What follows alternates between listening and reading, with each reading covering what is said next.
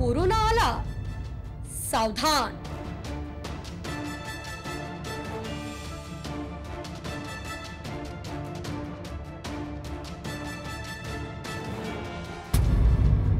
चीनमध्ये थैमान, भारतात सावधगिरी।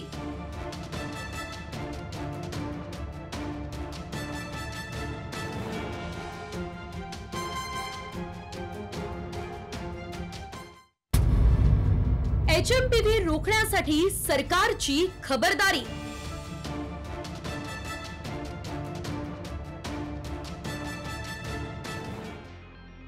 जग कोरोना महामारीच्या संकटातून पूर्णपणे सावरत नाही तोवर चीनमध्ये पुन्हा नव्या व्हायरसने थैमान घातलं।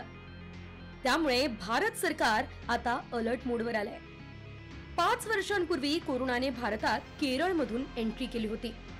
त्यानंतर तेलंगणामध्ये कोरोनाचे रुग्ण आढळून आले होते।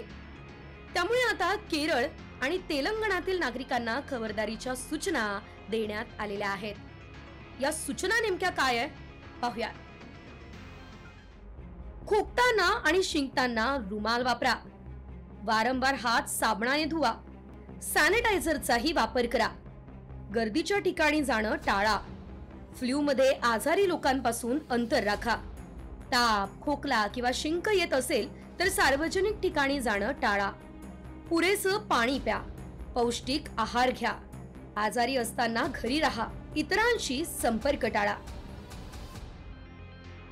भारत सरकारने जागतिक आरोग्य संघटनेकडूनही अपडेट मागवल्यात। एवढंच नाही तर भारत सरकारने केरळ आणि तेलंगणामधील नागरिकांसाठी खबरदारीच्या सूचना दिल्या असल्या तरी नागरिकांनी घाबरून जाऊ नये असं आवाहन आरोग्य मंत्रालयानं केलंय।